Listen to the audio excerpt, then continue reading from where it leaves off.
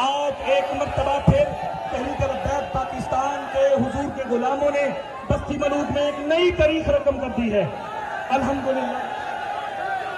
जी।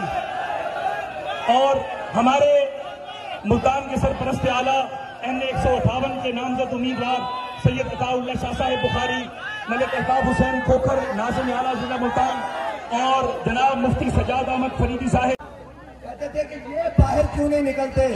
मैंने कहा जब हम बाहर निकलेंगे फिर तुम घर जाओगे। और तहरीक लब्बैक पाकिस्तान का ये काफिला, पाकिस्तान बचाओ मार्च काफिला इश्को मस्ती अपने रास्तों से होता हुआ मंजिल की जानिब रवा दबा है।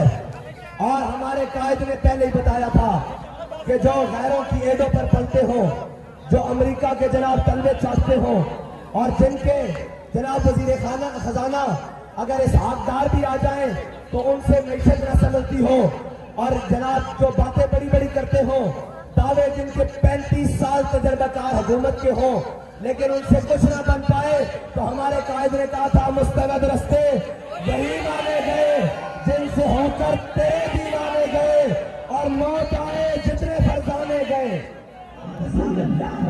और हमारे कायद ने हमें कहा था, बहुत सारे लोग निकले इस मुल्क में, क्या लगा कि आप लब्बैक वाले निकलेंगे तो क्या होगा। मैंने कहा अभी सिर्फ भावलपुर लोधरा पहुंचे हैं, पेट्रोल भी सस्ता, घी भी सस्ता, LPG भी सस्ती, इंशाअल्लाह बिजली भी सस्ती होगी, गैस भी सस्ती होगी, हर चीज पे कौन को रिलीफ मिलेगा इंशाअल्लाह।